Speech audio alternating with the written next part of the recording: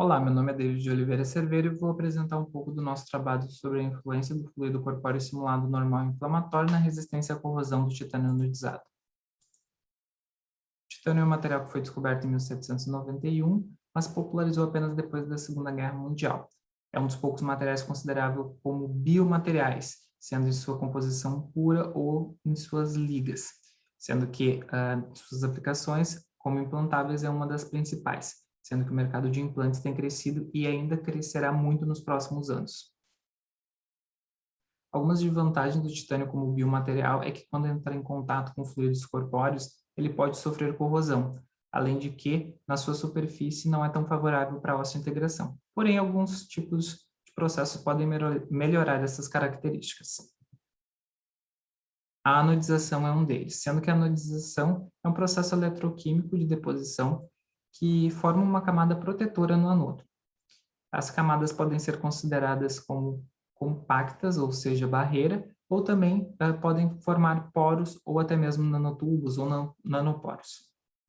A utilização de fluido corpóreo simulado, SBF, para análise em relação a biomateriais é muito comum, pois o fluido ele é utilizado para simular o conteúdo iônico do plasma do sangue humano, sendo ele em várias situações fisiológicas.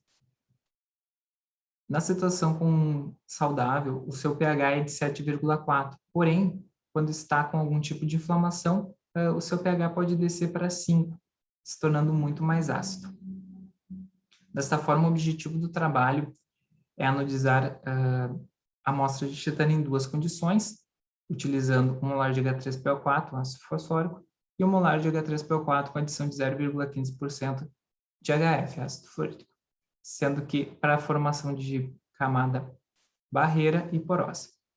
O desempenho em relação à morfologia, resistência à corrosão também vai ser analisado em duas condições, utilizando fluido corpóreo simulado normal e inflamatório. Os métodos e processos vão ser utilizados chapas fresadas de titânio CP grau 2 e também foram utilizadas em 1 milímetro de espessura e o diâmetro de 1,5 centímetros. Elas foram decapadas, analisadas nas duas condições e também foram analisadas as suas características morfológicas, físico-químicas e eletroquímicas em relação aos dois fluidos. Nas análises dos transientes de anodização, houve um pico inicial de corrente e um baixo potencial aplicado, resultando na formação de óxidos de espessuras bem finas. Também foi visto que após a anodização, as amostras apresentaram cores diferentes. As análises realizadas no MEV, nas amostras puras e anodizadas, revelaram a formação natural de camada de dióxido de titânio na amostra pura, o que era esperado devido ao contato com o oxigênio. Na amostra anodizada em molar de H3PO4, houve apenas um espessamento da camada formada ao ar pelo titânio, e na amostra com adição de 0,5 de HF, houve a formação de estruturas cristalinas.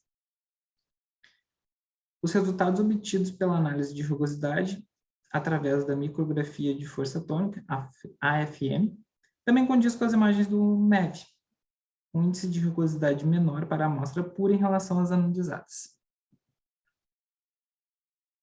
Os testes realizados para obtenção de ângulo de contato em fluido corpóreo saudável e inflamatório apresentaram os melhores resultados em relação à hidrofobicidade para a amostra barreira. Concordando com esses resultados de ângulo de contato, os dados obtidos pela polarização potenciodinâmica também foram melhores para as amostras anodizadas em 1 molar de H3PO4, principalmente em fluido inflamatório. Os valores do monitoramento do potencial de circuito aberto, ACP, obtidos para as 3 amostras nos 2 eletrólitos estudados, saudável e inflamatório, também foram semelhantes. Isso já era esperado em função das propriedades anticorrosivas das camadas protetoras.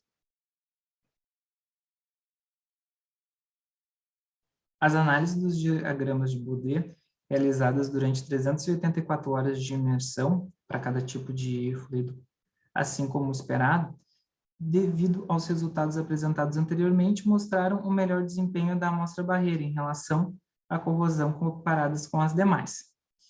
Desta forma, conclui-se que a amostra-barreira foi a que apresentou o melhor desempenho, tendo em vista principalmente o comportamento do fluido inflamatório, também levando em consideração os estudos anteriores, os quais concordaram com as análises, evidenciando as características necessárias para a caracterização de biomateriais.